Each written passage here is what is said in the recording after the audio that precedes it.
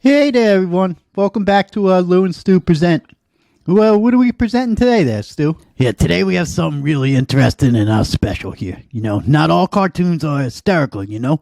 Some of them are educational and, they seek to elevate the mental state of the viewer, whatever, help them ascend to a higher level. And Hey, great. People love being educated and elevated, instead of entertained.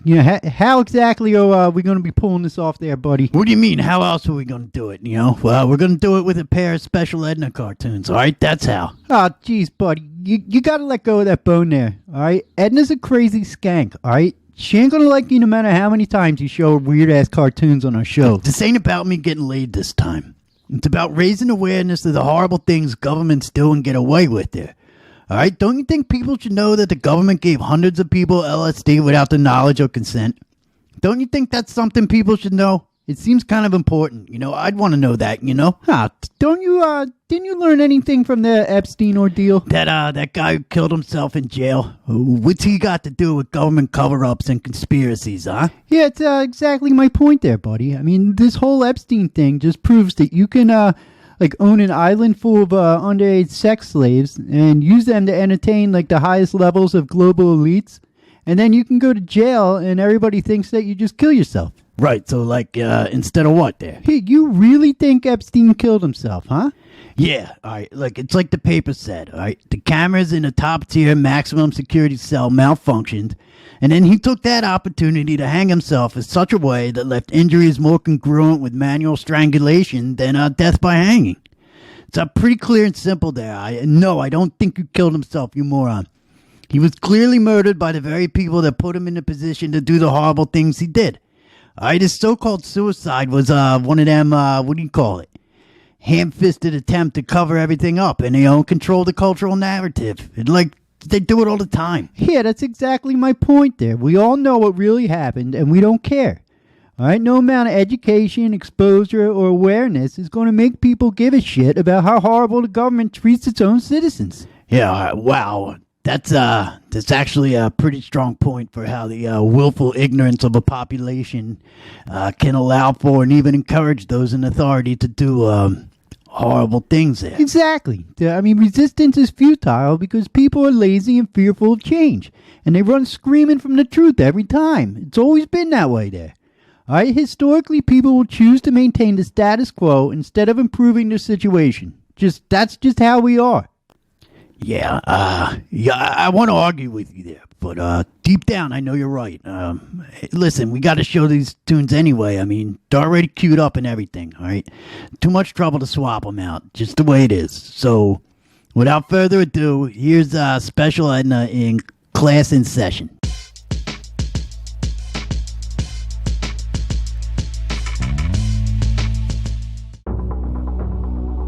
Operation Midnight Climax was an operation carried out by the CIA as a sub-project of Project MKUltra, the mind control research program that began in the 1950s.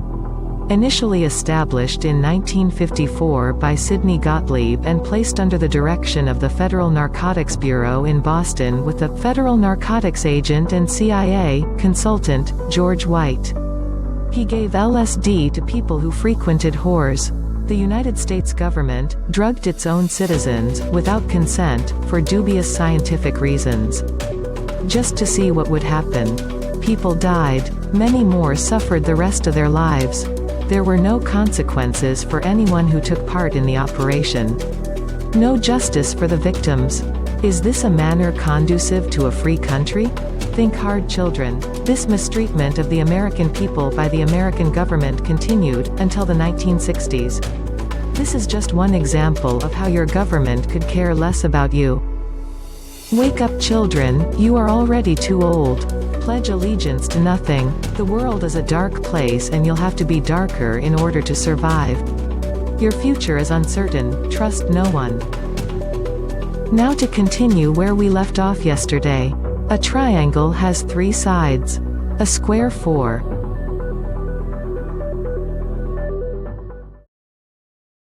Well, that sure was fascinating and arousing in equal parts, wasn't it? Well, it was like something in equal parts there. I mean, we got one more of these, huh? Yeah, look, we got one more, all right? This isn't so bad, all right? This one's about UFOs, okay? All right, yeah, let's get it over with, all right? These people are probably rolling their eyes and trying not to puke, all right? That's even if they're still watching there. Jeez.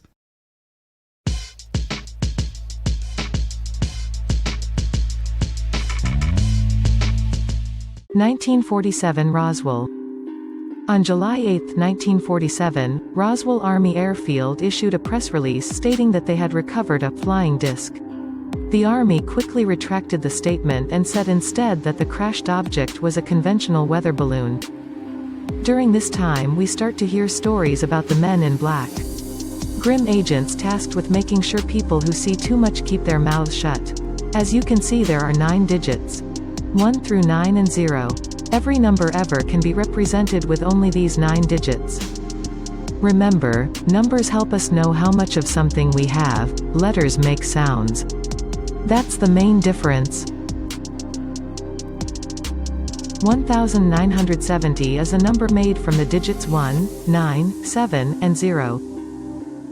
1970 is also the year when retired Lieutenant Colonel Jesse Marcel, in an interview with ufologist Stanton Friedman, said he believed the debris he retrieved was extraterrestrial. Project Grudge was started in 1949 and ran until 1951.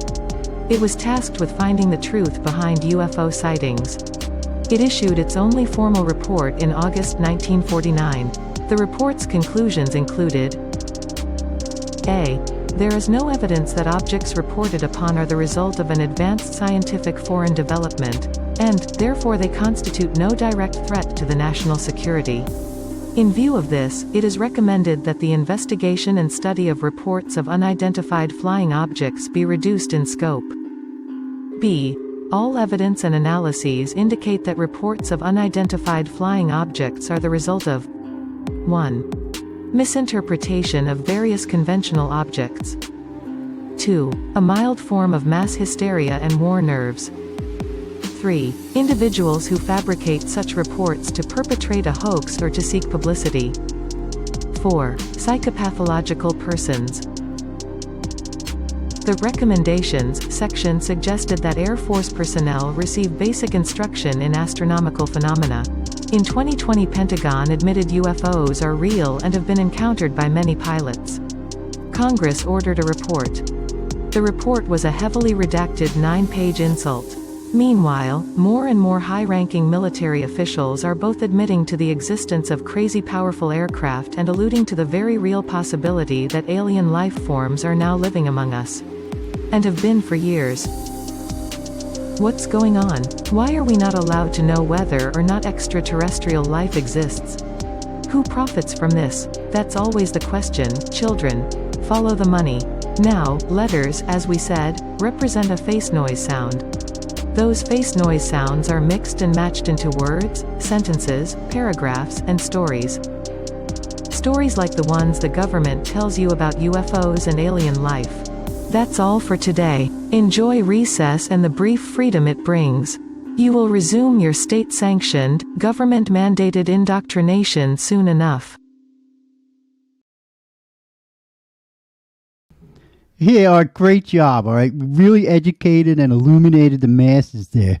All right, I'm sure both the people who watched all the way through are thrilled. Yeah, all right, that's enough, okay? We got 53 of these tunes, all right? We're showing them in order, and stuff like this is going to happen, all right? They can't all be gems there. Hey, here's a conspiracy for you. Where are all these tunes coming from anyway? I ain't making them, and you ain't making them. They just started showing up in the mailbox, and they haven't stopped, all right?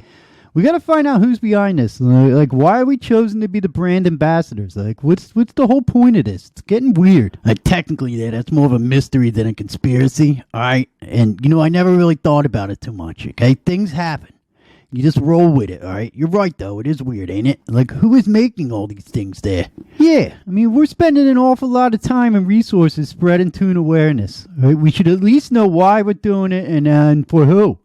All right, that doesn't seem much of an ask, all right? How about we do some investigating? Yeah, I'm in. We can start off with some remote viewing surveillance sessions, yeah? That always works. Shouldn't we have some kind of outro or something? We just gonna get up and leave? Yeah, we don't need an outro. I mean, people can figure out when the show's over.